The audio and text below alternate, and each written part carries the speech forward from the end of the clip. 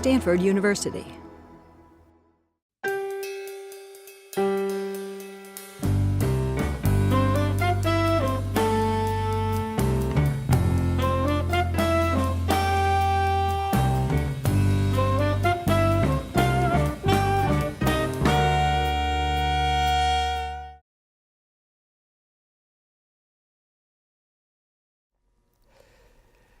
Dick, in 2004, part of the tennis facility moves across Campus Way to the Toby South complex. How does that come about? And what were you trying to accomplish there? Well, we had 8 courts, or excuse me, we had 6 courts. A little farther up, the extension of Sam McDonald Road, about halfway up toward Encino Hall. And they'd been there for years, probably put in the same time these were, but they were asphalt. These are cement.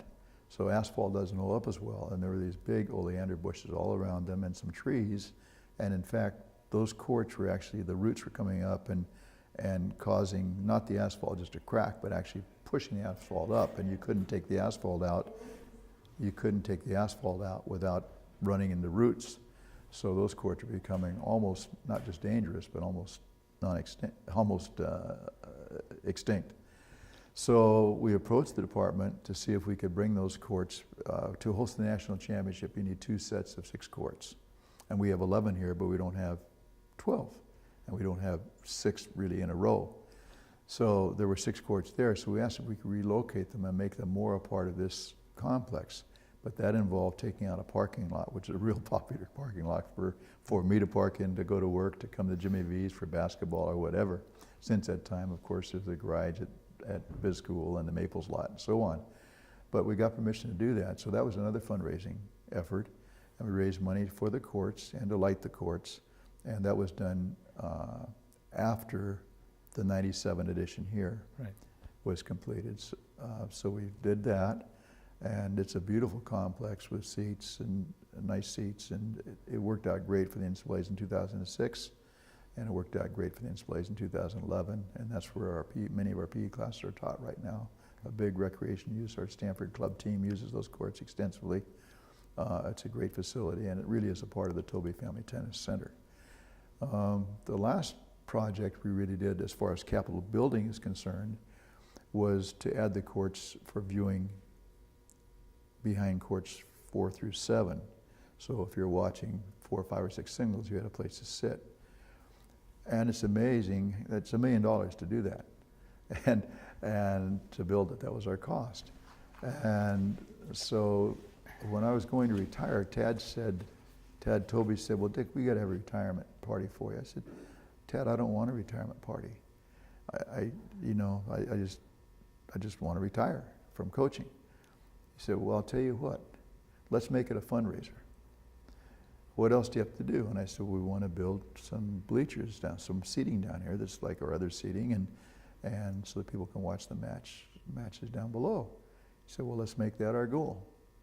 And I'll be darned, we had a fundraising dinner with almost 900 people that started out at Fran, and they didn't have room, so then they're going to move it to, so it was going to be in Dalmar Court in the Arriaga building, then at Fran, and then somewhere else, and they're out of room, and they finally put it on the floor of Maples. And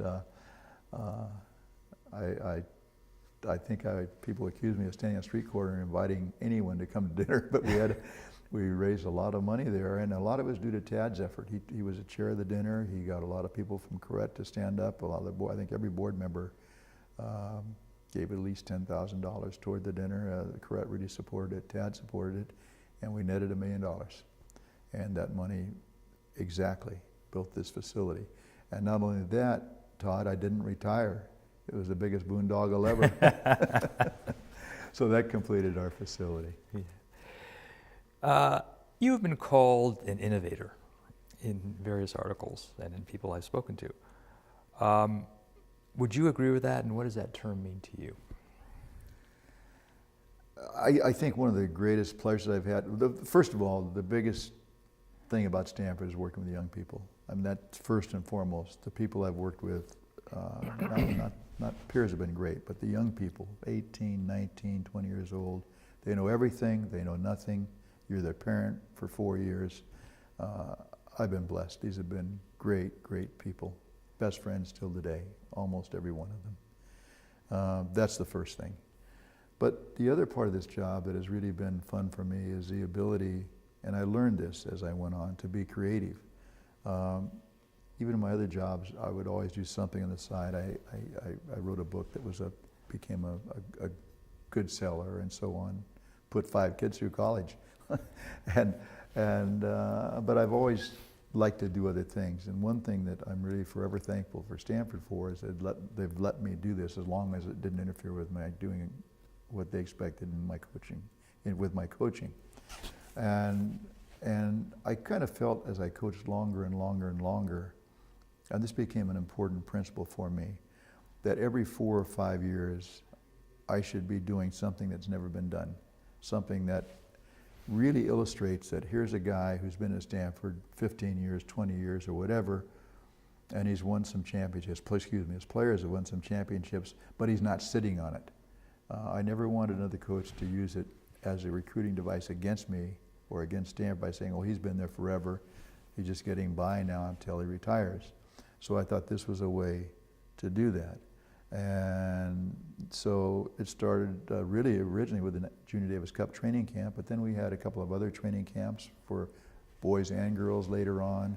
We did a couple of iterations of the scoreboard a few years apart, brand new boards that we redesigned here.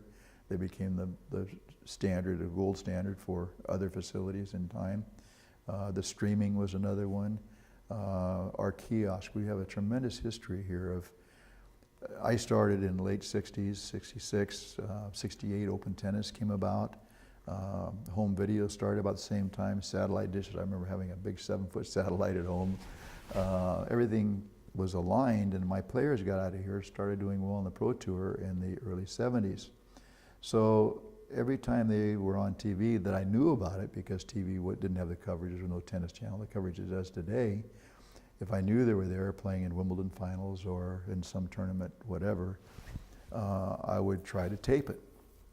And I missed some matches. I couldn't record them all. I wasn't home to record them or whatever. But I started building a library. And one thing I'm really proud of is the history of Stanford tennis now is preserved. We have a video archive of probably 350 videotapes of most all the gals and every guy who's been here since I've been here. I even got from AP a picture that was on the old newsreels they had in the 40s in the movie theaters, where they'd show a section on sports showing Ted Schroeder, who won the National Intercollegiate Championship here at Stanford in 1942. A picture of Ted Schroeder, a little 30-second clip that was on the newsreel in movie theaters that AP sent me, playing barefoot in a Davis Cup match because they wouldn't let him change to spikes on the grass, which were wet, which they usually would do, but you had to ask permission, so we played the match barefoot. And it's like a Walter Winchell type announcer. You'd recognize the voice if you heard it, but it's an archive of just great tennis footage, from instructional videos that Frank Brennan, one of the former coaches, or myself have done, to all the players who played in the pros, to college tennis matches we've telecast for the national championships here at Stanford in 2006, and then again in 2011. I went to ESPN, who had broadcast the tournament when it started for 30 years, actually. They broadcast the NCAA championships. And I asked them, and they gave me a guy I could contract with on the side to go through the championships. I wanted the highlights of every championship final match. And so I have about a 2-hour and 15-minute thing for 30 years of highlights from ESPN. Those are all in there, and half of those are Stanford players or Stanford teams and Stanford dog piles and victories for our men and women. We did it chronologically.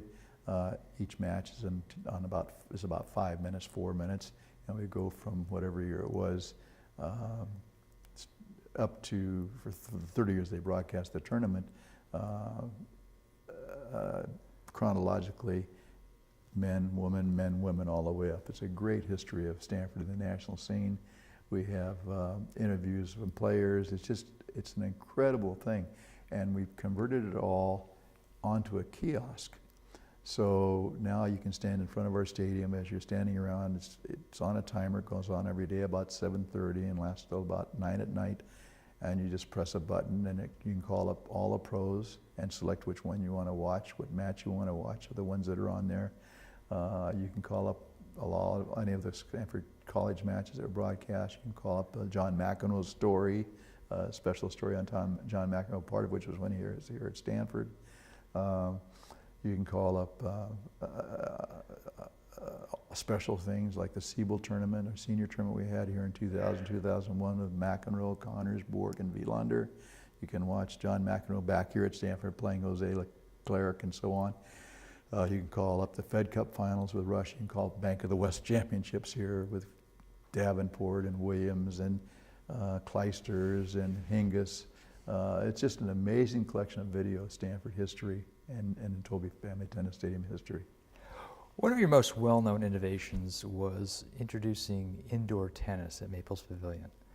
Tell us how that came about, how you came up with that idea and what you were trying to accomplish. Well, we talked a little about Roscoe Tanner, and Roscoe was a magnet. He just drew people. People loved to watch him play. They could feel something big. Stanford sports in those days was hungry. People, the public was hungry for some success at Stanford. Rose Bowl was at the same time. Roscoe was here at the same time. Stanford went to the Rose Bowl. And so tennis was starting to build. And it was a great tennis area. And we'd done a lot of things in the community. We used to have tournaments where we called it champagneship. We'd get, I think at the height of this, we had 44 private courts with 24 people on the court playing doubles throughout the day and being served champagne and hors d'oeuvres. And then the winners would play at Fremont Hills Country Club, where I was the pro, and then later, after I was the pro, in the finals. And each Stanford kid was in charge of one of the courts. So we did things, we were making a nice impact in the community. So we had a lot of friends that could identify with Stanford tennis. And tennis was big in those days. And with Roscoe here, all of a sudden our matches, you couldn't get into the matches. We had hedges around our stadium and people were lying on their stomachs, students, looking at the bottom of the hedge, looking up through the fence to see the matches. They were on top of the hedges. They couldn't get in, we're turning people away. And so that really was the impetus to do something about our tennis stadium. It only seated about maybe 400 people.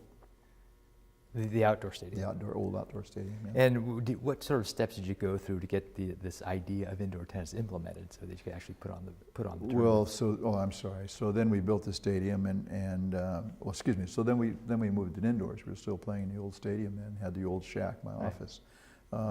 And so that's why we moved it indoors. So I just thought, tennis was so big. There was a tournament in San Francisco that was indoors at the time. There was one in LA, but the one in LA went defunct. It was May Company sponsored it, and they had a carpet they used down there for a couple of years for the tournament. And so I made some phone calls and found out this carpet was in a warehouse. And I asked one of the alums who was very instrumental in following our progress from Los Angeles on our athletic board and so on, if he would help me fund this carpet, if I could get a hold of it. So one of my players, Nick Saviano, one of the world's great teaching pros, great tour coach right now, and I flew down to LA, the city of industry, went into the warehouse as was, took a couple sections out, carpet out, looked at it, and decided this was okay. It was good. It only been used indoors twice for 2 weeks total. So this fellow paid for it. We shipped it back up to Stanford and figured out a date where Maple's, there weren't very many sports in those days. You didn't have to worry about volleyball and even women's sports when we first did it very much. And so we were able to get in there in Maple's, and it just worked great. How many courts could you put in at Maple's? Just one court. Just one? Yeah. But it was incredible. People still talk about it. It was fun for me. It was fun for the players. It helped us recruiting because it was a new thing again. Yeah. And I think that was really important in our longevity. I'm really proud of the longevity that we had here. Once we got established, 7 years to get established, and then to keep it going, I'm really, really proud of that. And I think those innovations every 4 or 5 years, whether it be indoors or the streaming or all of the Whiteman Cup camps, those things were all, bringing the pro events in here were really big things and keeping our name out there as a leader in innovation. And fun for me, just as a hobby. And you told us earlier about the very well-known UCLA match at Maple's that lasted till well after midnight. I've looked over my notes. You recall that was about 1977, wasn't it? 1977, year before John McEnroe. Now, have the indoor matches at Maples continued on, or indoor tennis at Stanford continue on, or if it stopped, what caused it to stop? We stopped it because the tennis boom stopped, and we had a lot of matches. We had women versus SC. We had women's match. One year we had 5 matches in Maples. Women's match with SC. We had our SC sleigh matches. We had a lot of events in there, but we always had at least 2, and then we started doing mixed matches with Cal, and then most of the time 3. But the attendance was getting down to 3,000, 2,500 people in a 7,000 seat stadium. And Stanford's doing well in a lot of other sports. We weren't the only show in town. So it became not the thing to do anymore quite so much. And so it just wasn't worth going in there. So we just built the new stadium in 1997. And I thought, well, let's go out and fill the new stadium, and then we can go back into Maples. It wasn't 1990, it was the first stadium, 1989, excuse me. Let's fill that up, 1,500 seats or 1,200 seats, whatever it was, and then we'll go back into Maples. Well, guess what? We never filled it up. So we never went back into Maples. And now it's a dead issue because with the brand new scoreboard and the innovation there, the scoreboard's too low. You don't have enough height there to clear it for a tennis match. You've told us about the electronic scoreboard. Can you describe for us what the electronic scoreboard is, what it does, what does the fan see? A great concept. The umpire has a little console at his chair, and when he presses the button, it changes on the scoreboard, the score, point by point for each of the different matches. This is common now, but it was the first in college tennis, and it wasn't done even in many of the other tournaments, pro tournaments, too much of the time. It also changes the score on the website you're looking at, on the broadcast. It's all done by the umpire in the chair. It's amazing. And now then we had an overlay that goes over the match you're watching on your broadcast at home that keeps that score there. Right when the umpire changes, you watch him change and all of a sudden it's on your screen. It's pretty amazing. So there's multiple matches going on at one time. Each of the umpires has one of these. Right, yes. And we can only stream 6 at a time. Right. So on the HD quality. So you can do a dual match, a normal dual match. When we had the NCAAs here, we actually streamed 6 at a time, but that was before we had HD. The cameras were regular cameras. And we can do, if we had the NCAAs again, we could do, once again, we could do 2 matches of 6, but the ones in the stadium, as opposed to across the street at Toby South, would be HD, the others would not. How did you come up with the idea that the electronic scoreboard would be a good idea, a good innovation? Well, there weren't such. Everyone knew what the score was on the court, and you had these big boards you tried to attach to the umpire's stand. It just was not. I know when I was coaching high school, I went down and bought materials at a store and built a scoreboard so people could watch. No one had them, and we would run tournaments at the club and in junior college, and I would have these things, and someone started making some. Coach Michigan State started manufacturing some, and big ones, but it was really awkward and clumsy, and so we built this with Fair Play first, and then other schools would buy them, and then we built another one with Daktronics, so the schools started using Daktronics, using that. I haven't seen anyone put in a video board yet, other than ours, and ours is new. It just started in January. Last year we had a few bugs to get out of it. I'm looking forward this year to having it work very, very well. And were you, with respect to the electronic scoreboard, were you involved in the design and development of it, or did you just turn it over to a No, actually, someone's got to put the specs out there, exactly what you want. In the design of the stadium, I drove the architect crazy because I wanted to be sure we had every little bit of space used. You won't find an inch of space for storage or anything that's not used. Every little bit of space is used. So I worked really closely with the architects on both projects. With the scoreboard, I knew what I wanted, so working with their engineers, it was important that I do that, to tell them exactly what I wanted. It was new. It was new at the time. The video board, I was very lucky because when we started streaming, a company that was doing some streaming for some sports helped me out, but they put me in touch with this guy from Los Angeles who's a genius and great to work with. And then it was 2005. We've been working ever since. And and we keep getting it better and better and better. It's really, I'm really proud of that. The Bank of the West tournament. Tell us how you came up with that idea and what were you trying to accomplish? Well, the Bank of the West tournament is the oldest continuously running women's tournament, women-only tournament in the United States. It's been around for a long, long time with different sponsors, Kaiser, or whomever it might be over the years. Bank of the West started sponsoring it about 22 or 23 years ago, became the title sponsor. We had a stadium. A good friend of mine who went to USC, I recruited him for Stanford early on and didn't get him, Eric Van Dillen, was working for IMG, and he came to me and said, Dick, let's see if we can't get, this tournament's been the last couple of years over at the old Kaiser Auditorium in Oakland.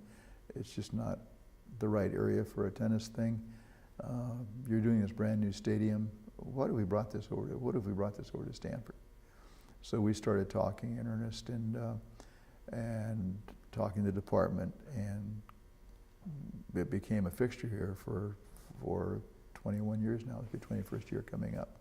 And so it wasn't my idea. I was approached with it by a friend, and but it worked out to be a great marriage.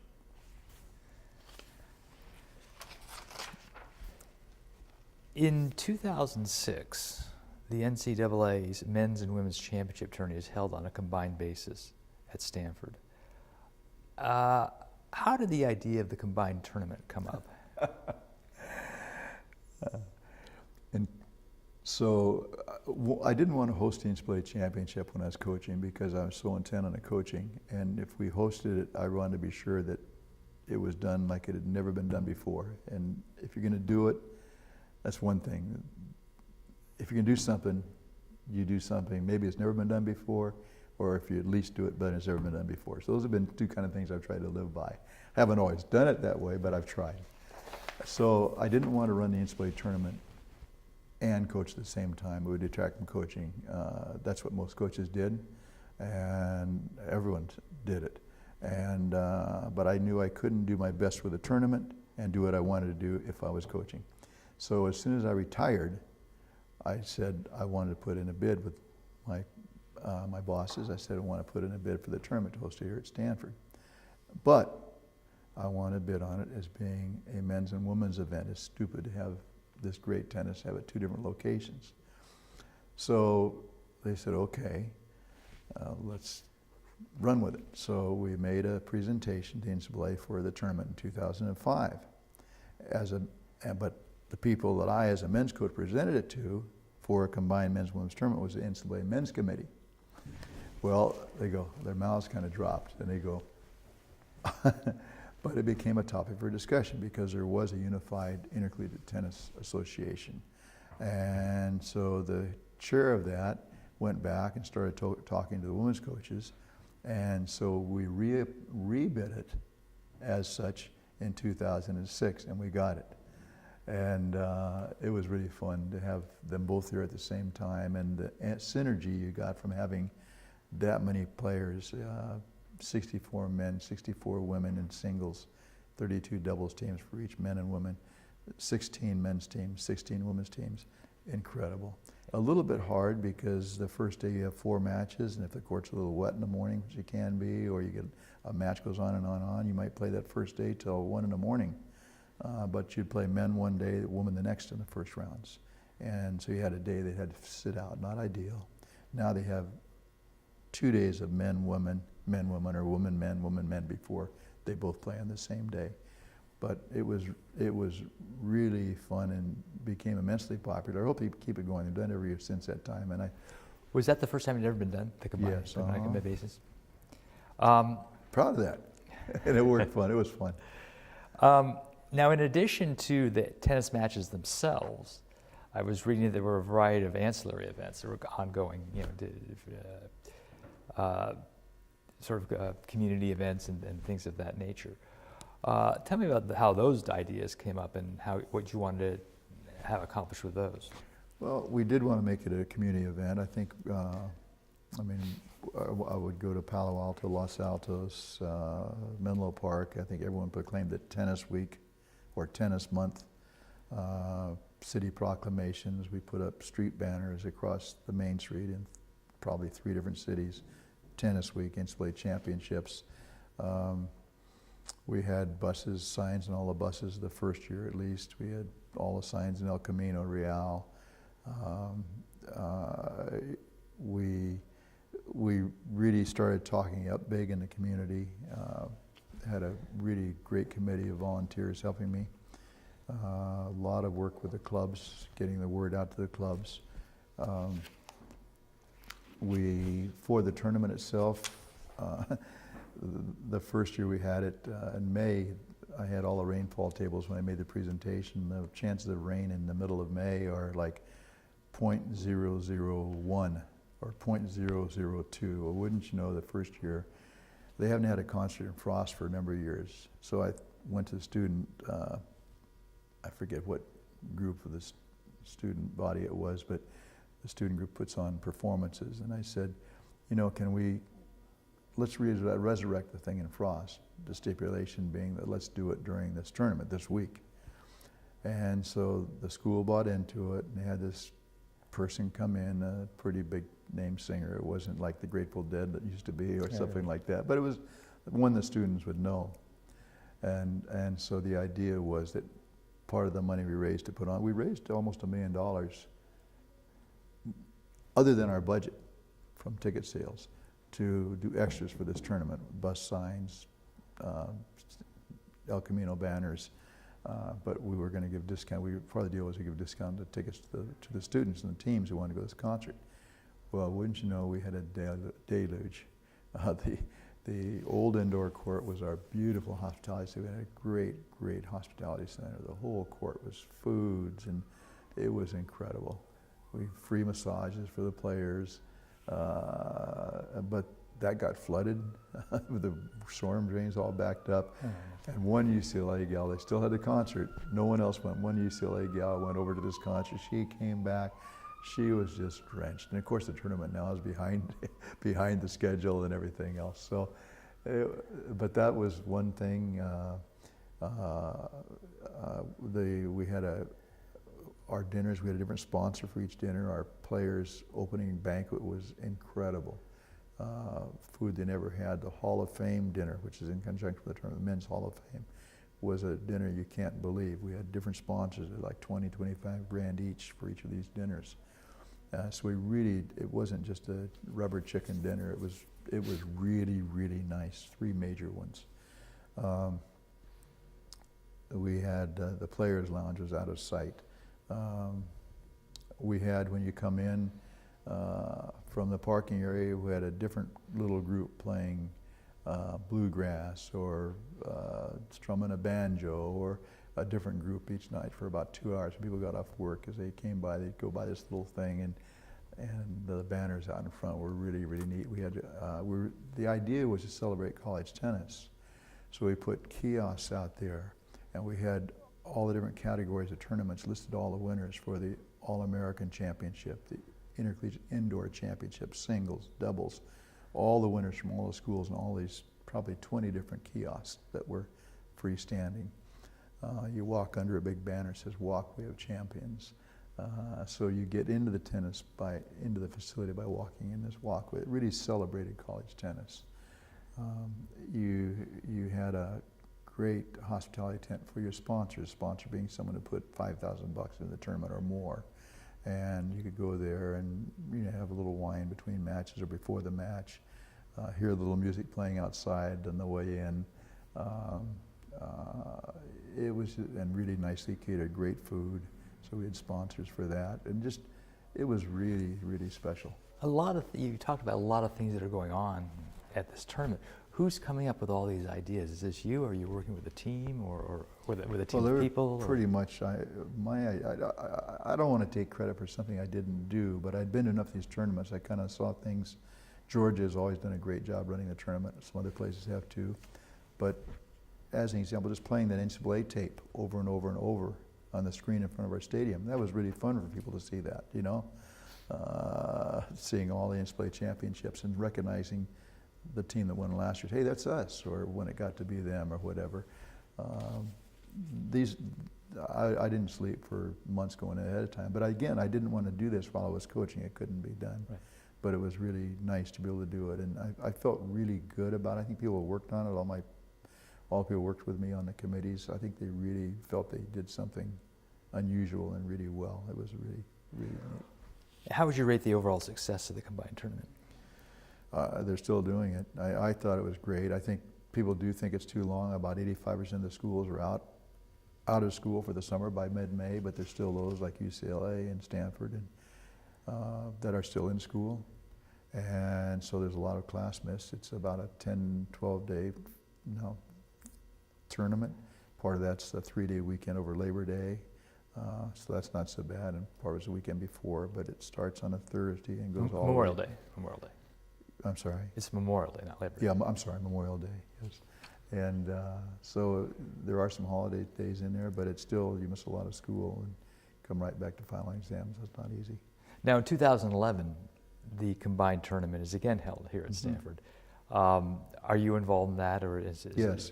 pretty much follow the blueprint you'd laid before? Exactly, and tweaked it a little bit. You know, we did some things, improved some things. We've since spent some money doing some things I didn't think were really worth what we did before for the bang for the buck. So some things we cut down a little bit on, but we still raised, when I say we raised $1 million for the tournament, that included all the streaming, and we improved our streaming. So that was a part of our tournament expense as an example. But it was really, our kiosks out in front, like someone would pay $5,000 and they would be the sponsors of the kiosk that said indoor champion singles, men, and now someone else for women and so on. So there were different ways to recognize people for their participation. And have there been combined NCAA tournaments held at venues other than Stanford? Yes, starting 2006, every year thereafter. Okay. It's a long time for people. It's always being debated whether or not to keep men and women together. I tend to think, my gut feeling is that will stay. My other feeling is that they'll probably cut it from a four-day team event. I mean, 4 days of competition event was actually 6 days, because first 2 days you have men and women alternating.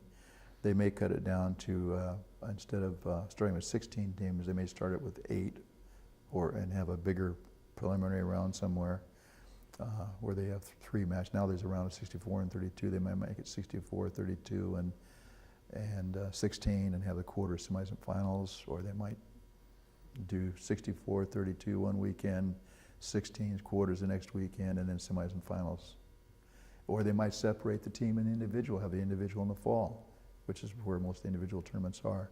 Personally, for me, to have a tournament that goes, it's hard to justify raising that amount of money to put on a really great event for half the amount of time.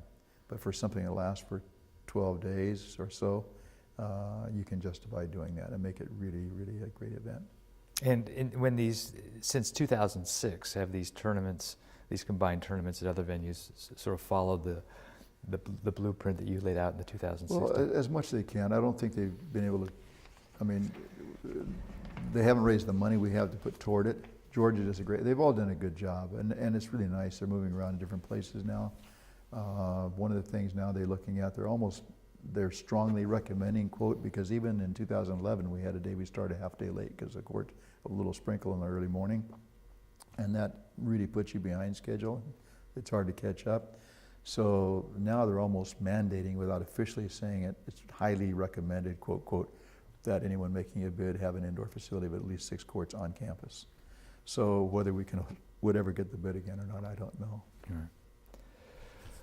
We've talked about several of your innovations: indoor Maples, the scoreboards, the combined tournaments, Bank of the West.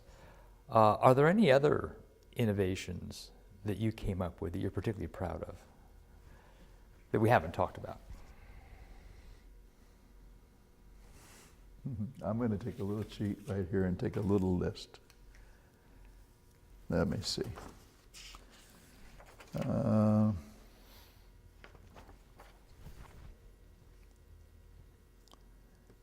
I think our Thanksgiving trips that we've done since 1972, those have been a great thing for us.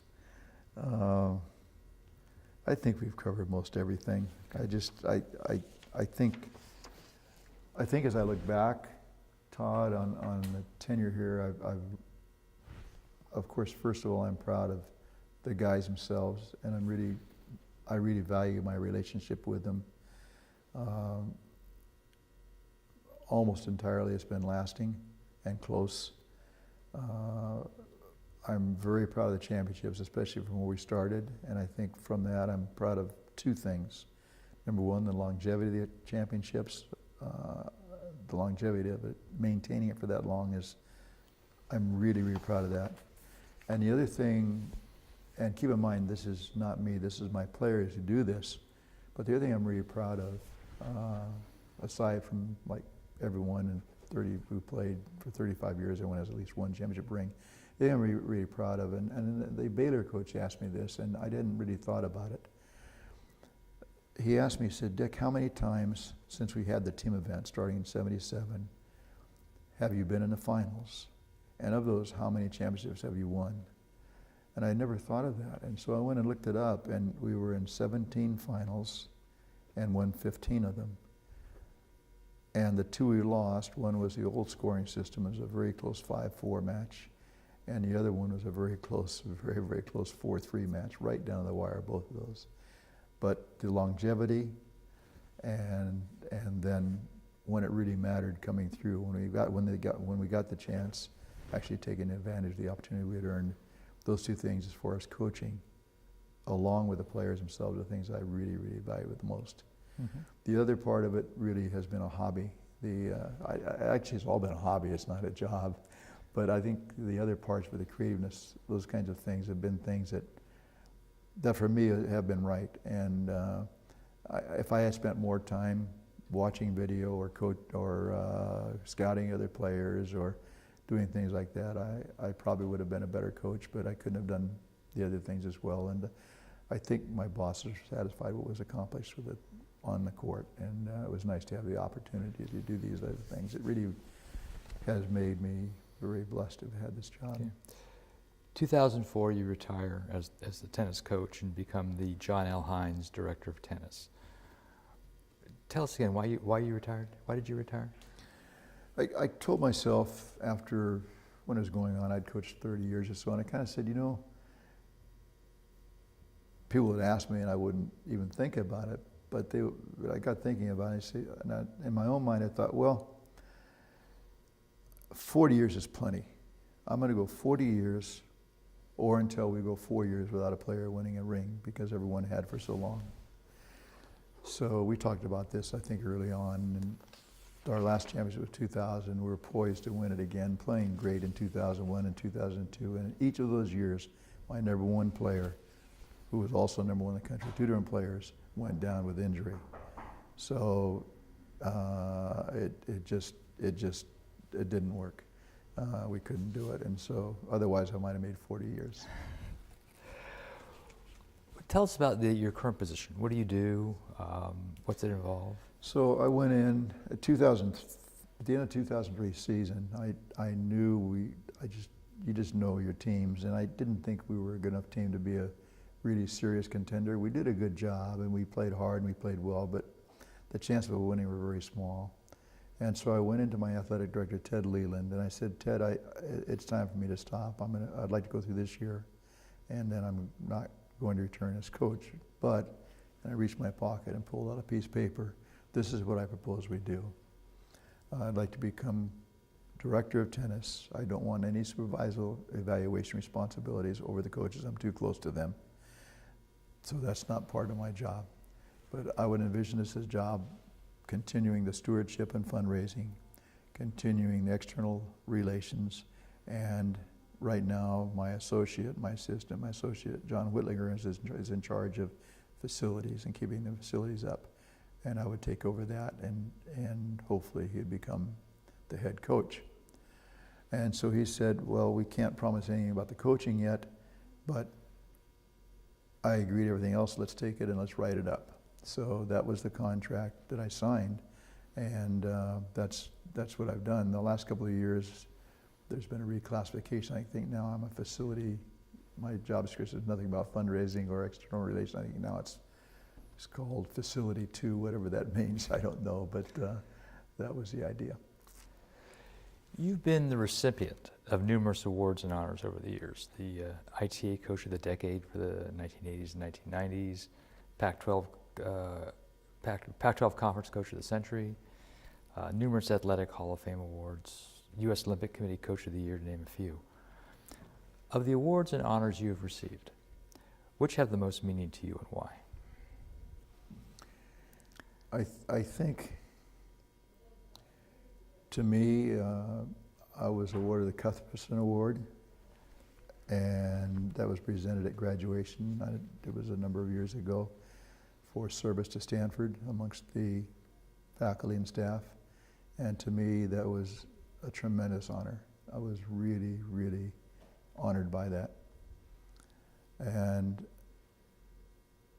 then another honor I just recently got, I was named as a Stanford Associate, which is for volunteer service to Stanford. I'm also very proud of that. Really proud of both those. As far as tennis goes, they started doing a Coach of the Decade award, and we won the tournament 6 times in the 80s and 6 times in the 90s. So, and my court, Frank Brennan, was for one of those decades as well. And so I think that was, if they're going to do it, provided we did it the right way and with dignity and with class, both when we lost and won, I think that didn't surprise me too much, very honestly. But I think one that there are 2 others I think I really value, and one of those is the Bay Area Sports Hall of Fame, of the different Hall of Fames. I think that primarily because that encompasses the entire Northern California area, but it selects its members, its 4-man class, 5-man class, from the Warriors, the pro basketball team, the 49ers and Raiders in football, the Giants and A's from baseball, the Sharks from soccer, and then Stanford and Cal and all the colleges. So to be in that Sports Hall of Fame is really meaningful to me. That's ironic because John McEnroe was inducted in that Hall of Fame, and I was sitting in the audience. I think Ted Robinson presented him, and John said, and there's a guy sitting out there right there at that table, and he should be in this Hall of Fame. And he pointed right at me, Dick Gould, my coach. And sure enough, 2 years later, I was in the Hall of Fame. So thank you, John McEnroe. Another one that I'm really proud of, I think we all do our community service, and we owe it to our community, and of course, East Palo Alto Tennis and Tutoring, that's not an award thing, but I'm really proud of my association with that organization and that organization itself and what it's meant to our community in general. Fran Arriaga, John's deceased wife, got me involved in a board member, Peninsula Center for the Blind, now called Vista. We did a big fundraising event for them one year, which was really fun. We used it to help dedicate our complex when we finished our courts, and we split the proceeds from it, but our auction items in the tent on the courts were trips to Wimbledon and French Open and so on, all with a personal touch. Hit at Hurlingham Club with Roscoe Tanner, do this with Alex Mayer. It was really a nice big thing, a cruise, stopping, playing tennis at Monte Carlo, and just, we had an auction item thing that wouldn't split. That was really fun to be on that board, which I served on for a number of years. And I think as far as an award goes, I'm on the advisory board for Job Train, which trains people in the area, not so fortunate, who've lost jobs or maybe have been in prison and just gotten out. And I'm very proud to be associated with that organization. But as far as an award goes, I'm also on the advisory board of the the Positive Coaching Alliance. And it was started by a Stanford Business School professor, Jim Thompson. And I was one of the first guys he came to see about forming this thing, and I thought it was kind of a do-good thing. But such a need in youth sports for positive coaches. You have coaches who are not trained to coach their parents. They're you and me with our kids. And the wrong guy or the wrong gal can get a little bit out of hand in terms of how they coach those youth teams. And even high school teams, so many times now, there's not a high school philosophy. It's someone hired off the street to come in and coach a team for a season. And so there's a really need for a movement of positive coaching, And I was awarded their Lifetime Achievement Award a couple of years ago, and that really, really meant a lot to me. And so I'm very proud of that. One of the awards you received in 2008 was the USTA NorCal Diversity Icon Award. Can you tell us about that and what it represents? I think that was mostly because of my work with EPAT.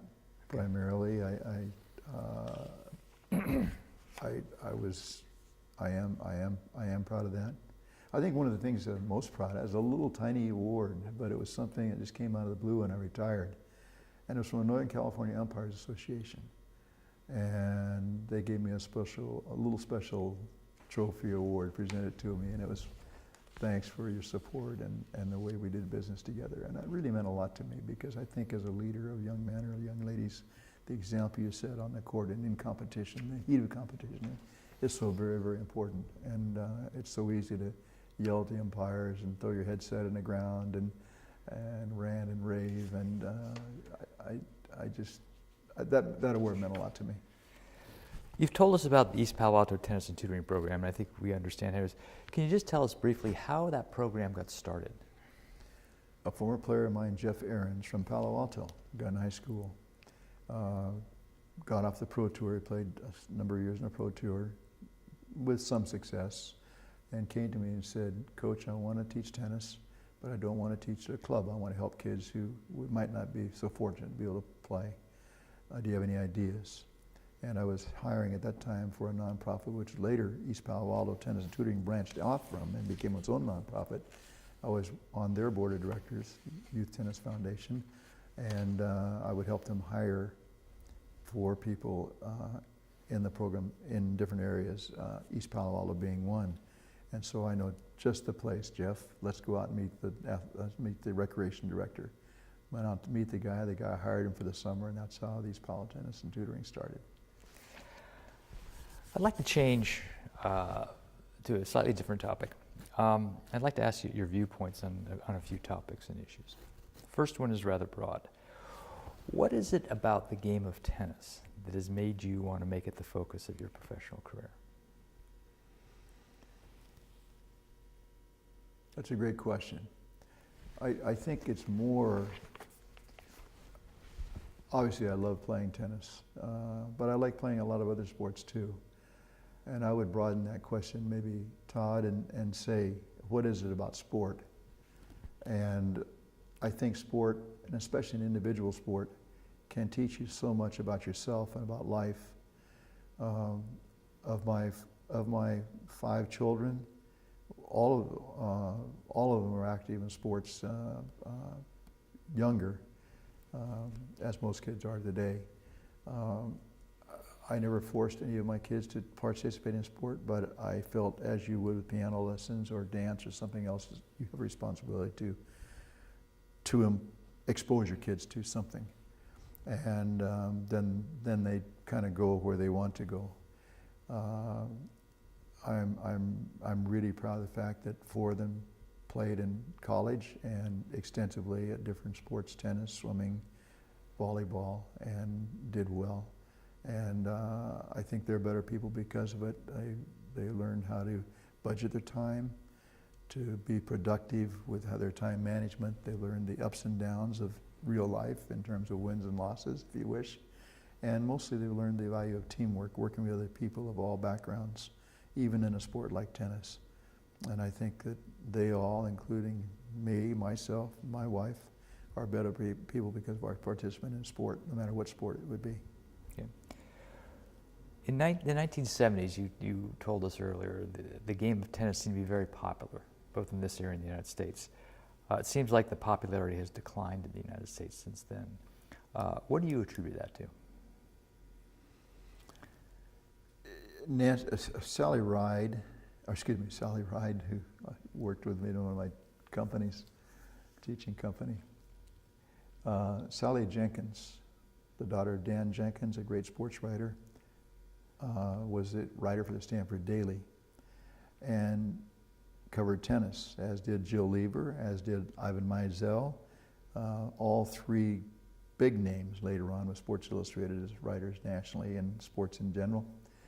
Sally wrote wrote an article in Sports Illustrated, cover article, and it was titled "Tennis is Dying," and that was probably written in the early '80s, mid '80s. It created a lot of criticism from the tennis community, but you know, there are ebbs and flows in all sports. That's something that will become popular. Lacrosse right now is enjoying a big boom. Soccer's been around, but it's starting to boom. Whether they last, I don't know. I think right now the thing that's, and tennis did die out. There became a lot more sports competing for the kids' times. And I think also the other thing that happened, sports became much more specialized. So if there's one you liked, you're almost forced to stay with it year-round. I think that's why we're seeing so many overuse injuries in kids' sports. And then you joined a club in the off-season and had to continue your sport in the what would normally be called the off-season. So I think all these things, so you couldn't play a lot of different sports, and that decreased the chance you'd like tennis. And frankly, tennis is a very expensive sport. To be able to play tennis, to take lessons, to travel, it must cost these parents nowadays $30,000 to $40,000 a year to have your child play at a competitive level, maybe more depending on where you live and how much travel is involved. It's not easy with your lessons, your workouts, and what nowadays is required. I think a lot of times we compare it to other countries. It used to be Australia, and then the United States had a great run, and now the countries playing tennis, or people playing tennis, are from Eastern Europe and other places in the world. And because there's so much money in tennis, they don't have professional football. They have soccer, but they don't have professional football. They don't have developed professional basketball. They don't have a lot of opportunity for sport for women other than the Olympic sports. Tennis is a big sport for them to make some money and get out of where they are. They can advance themselves by playing tennis, whereas in the United States you have so many more opportunities for the great athlete. And that is a problem for tennis, very frankly. The players of yours that I interviewed had some very indicated that you were a very positive coach. What are your views on the most effective ways to motivate players in a positive way? Well, I think, and this is my mistake when I first started coaching,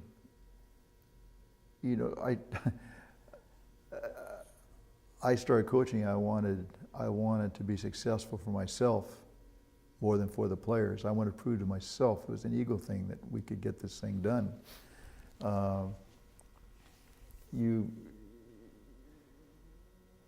The players, rephrase the question again, I got sidetracked, I'm sorry. Effective ways to motivate players in a positive way.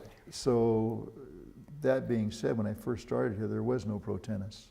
So you'd play in college and that would be it. You played a little bit in the fall, but there was no competition in the fall. And motivation was a problem. I didn't know how to motivate my guys. They did not want it as much as I wanted it. And it was, what I wanted was way out there for them. They couldn't conceive of it. They were at a different level. And one of my late benefactors, a really close friend, Jack Gifford, asked me one time, Dick, he says, he was a baseball player, he's like, why are you successful? How can you tell me why? And I can't tell you why, and I can't tell him why. Number one, you recruit well. Number two, kids have to enjoy it, they have to have fun. And I think it starts with being positive. It starts with, you heard some of the guys say, well, how about the weather? And a beautiful day, or it'd be raining out. How's the weather? What a great day, or something. Just making the most out of whatever it might be. And getting players to believe in themselves. I don't know there's any magic potion for that. I think there are a lot of ways probably to do that, and I'm sure different coaches do it different ways, and I don't think it's sport specific. Different parents do it different ways with their own kids, and I think, having a belief in yourself and that you can do something, what I might tell you might be different from what I might tell Natalie. I just might be a different button.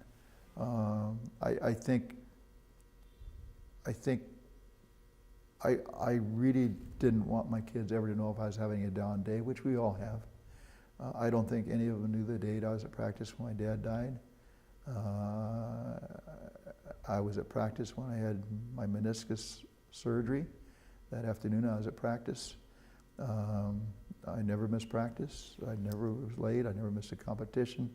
I never wanted the kids to see me down. And we all have hardships we deal with. In my case, I went through a divorce at a very difficult time in my children's life. I never wanted that to be a factor with my players. I never wanted them to see this, whatever it might be.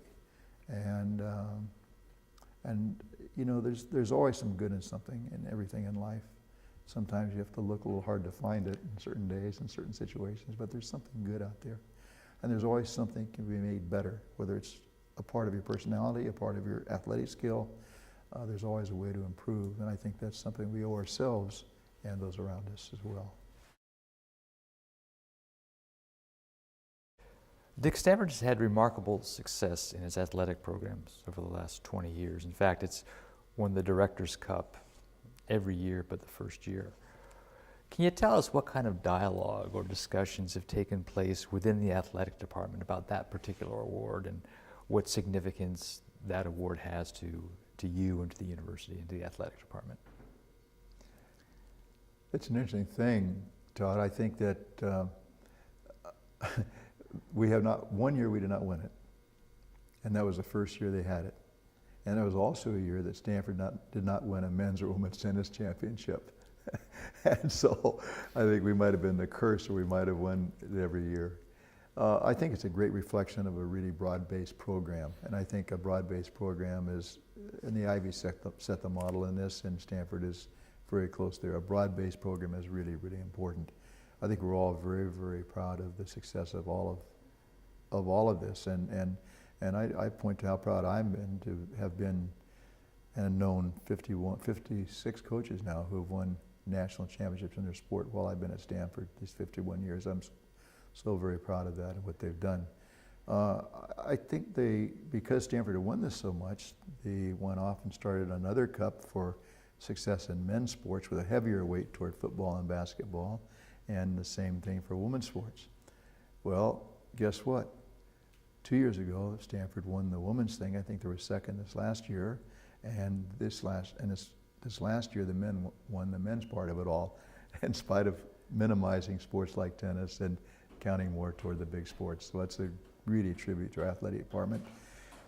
And I think you can't just stop there. I think you have to go beyond that. It starts at the top of our administration, but we've had not so much the championships and these titles, the Director's Cup, but it's the way it's been done. And when you talk about that, I think you have to talk about the lead from our university in general. We've had tremendous people service, athletic representatives, we call them at Stanford, people from our faculty who not oversee or police so much, but their job and their assignment by the provost is to be sure that we conduct our business in the right way. And they've been tremendous people who've loved Stanford sport, but take what they do very, very seriously. So it's not just your everyday boss talking to you. When you have an Al Camarillo, a Jerry Porras, and these people, Pat, they're just incredible. And the coaches respect them and really work well with them. It provides us with a really great reminder that not so important to just win the Director's Cup, but to do it in the right way. And within the athletic department, do you tend to have discussions about the time the Director's Cup is coming out, or is that set as a goal, or is it just something that just happens because? No, I don't think. Well, maybe the athletic director is. You know, I think we're all so. We all share. You know, every time a sport wins something, I call or write the coach or wish them good luck in the championship in whatever sport it might be. I don't think. To me, that's not the biggest thing. I think we're all more concerned about our individual sports. And the net result of that is we all do the best we can in individual sports. We've been a contender for that each year, at least at worst. And I think that's, I don't sense a great, to me it was never that important. I share the success with everybody in their sports. I'm very proud of the success they get. I write them a note to call them immediately when they win something, text them, whatever, wherever they are. I've always done that. And I think that's just a camaraderie we have in the department. But I don't think we really start the year trying to win maybe the athletic director does, but to me, that's never really been a focal point per se. You've talked about a couple of times in our discussion about the state of college athletics today, and we talked about the chasing the money and things of that nature. Let's look at the NCAA. What role do you feel it should play in college athletics, and do you feel it's fulfilling that role or not? I'm very interested to see what the NCAA looks like in 10 years. I would say 5, but that might be a little early. It's very important that there be a governing body so that everyone's playing under the same set of rules, the same playing field. It's a level playing field, as level as it can be. And everyone wants to get an edge in any business they're in, but there's a way to do it. And you have to do it the right way. You can't do it by doing things that are illegal, whether it be our banking system, our financial system, or just in venture, whatever it might be. And it's doubly important we do that in athletics. And if it weren't for a governing body that sets those rules, that wouldn't be the case. The rule book was like that when I started coaching, because so-and-so did this and so-and-so did this. It got bigger and bigger and bigger. And now there's so many things that you have to be careful of. You have a test on. Every coach takes a test each year in every sport in the country. And you have to pass that test to be able to recruit. And it's open book, but it makes you read the rules. It makes you know the rules. And I think it's a good thing. NCAA-wise, I'm curious as to the status of the NCAA. I think the NCAA itself might be an endangered species as we know it now. As the power conference gets more powerful, if money for TV continues to rise, I can see that group possibly seceding from the NCAA and forming its own group. The NCAA would change dramatically in character in that case.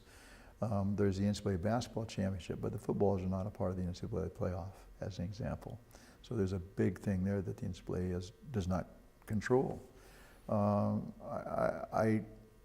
NCAA is everyone thinks of NCAA and thinks Division I, but it's also Division II and Division III. There's a second organization called the NAIW, National Association of Intercollegiate Athletics. That's for mostly smaller schools, but they give scholarships, whereas Division III doesn't. But that's another governing body for college athletics, but it will never reach the status of the NCAA.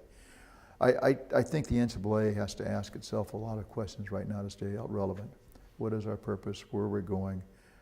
What is the purpose of college athletics? Are we meeting that purpose? Is this what college athletics should mean to make a better individual and to instill some pride in your school? Do we have to do this excessively? The excesses now are the thing that may destroy the NCAA as we know it. And when the excesses you're referring to, basically chasing the money. Chasing the money. Right. The money's there. I guess you can't blame people for going after it, but that's going to change the face of things. And can the NCAA keep up with that and still manage to control it and keep the playing field level? Now, Stanford has, through the NCAA, has faculty athletic representatives. Can you tell us about your relationships or interactions with the faculty athletic rep?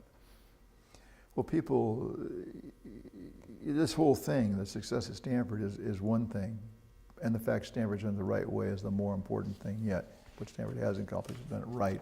And the key people there, not only our athletic director, but more so from the university side, representing the university as assigned by the provost, are the individuals who have volunteered their time at the suggestion of the provost to be the liaison between Stanford's mission statement and goals as an academic institution and athletics, and to be sure that the integrity of athletics is upheld so that the faculty and the community can support it in the right way and be proud of it. And we've had some wonderful people doing this over the years.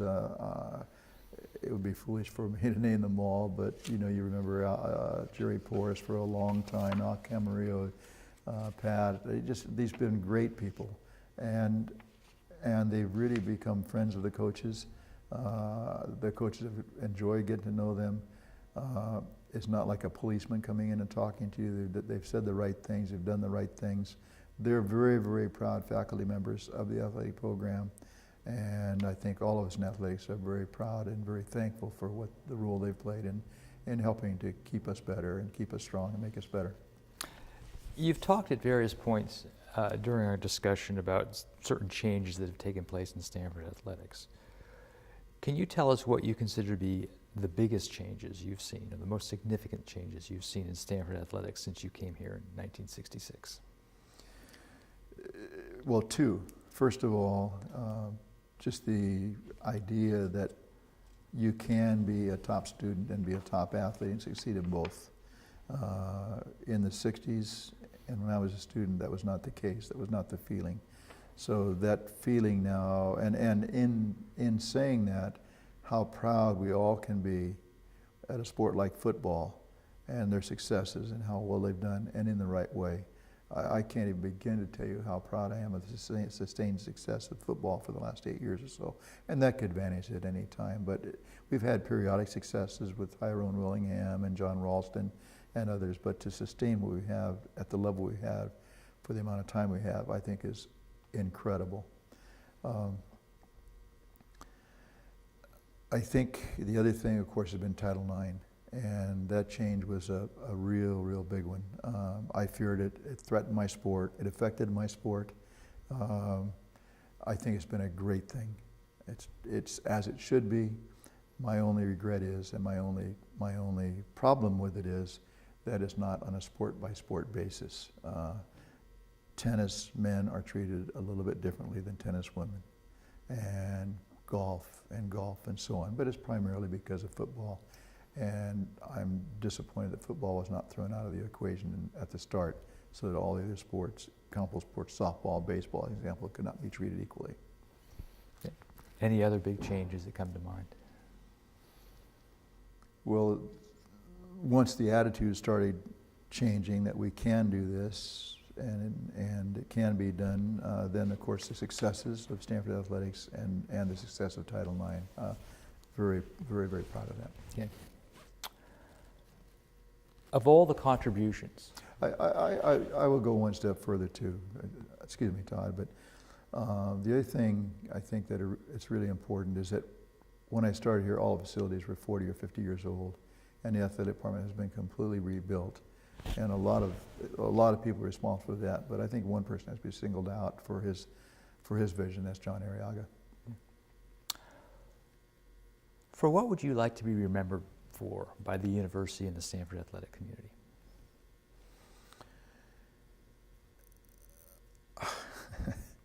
I think, first of all, from my player standpoint, I hope that they had fun. I would like to have my tombstone that he went for it. He had fun. He did it the right way, with class and dignity. With the university,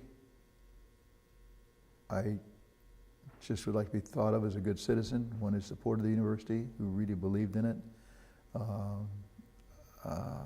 We're not an island in athletics.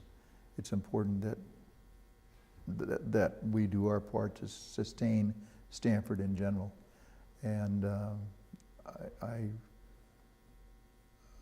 I mentioned again how proud I am of the Cuthbertson Award and the selection to be a Stanford Associate. I'm really proud of those two things, and the university in general. But most of all, from my player standpoint, go for it, do it the right way, and have fun doing it. Dick, you've given us a lot of your time in this interview. Are there any areas or subjects we haven't covered you'd like to talk about? I don't think I've ever seen anyone as prepared as you are. You're so thorough with your homework. It's been so easy to sit and converse with you. And I represent a lot of years, 51 now. I don't know how much longer it's going to be, but counting 5 as a student, 56 years. And that's probably about half of Stanford's tenure. When I came here 60 years ago, Stanford's 125 years old. I came here 61 years ago. I've been here around the area and teaching and student here for about half of Stanford's time. So I'm just really proud of Stanford as a university, and I'm really proud, so many of my family have had the chance to be a part of it as well. I have a grandson who's a freshman now, and he's just loving his dorm and had a big N on him with his dormitory and his shirtless football game the other night, and he's having fun. Another grandson is at Stanford in Madrid right now, and loving it over there. Had to go down to Munich for Oktoberfest and made it back okay. So, you know, seeing my children, some of my children, either in biz school or undergraduates, and then my grandson, my grandkids have this opportunity. Amy Brown, my granddaughter, Director of Volleyball Operations, she's been an employee in the athletic department along with me for 7 years now. I'm so proud of that. Yeah. Well, you know, you're a very special person. You had a very rich and special career at Stanford, and I can just tell you this has been a very special interview for us, so thank you so much for your time. Well, thank you, Todd. And you know, my wife was employed 30 years too, and I think we both have a lot of love for this place, and it's meant a lot to us, and I hope we made a little bit of a difference here, perhaps.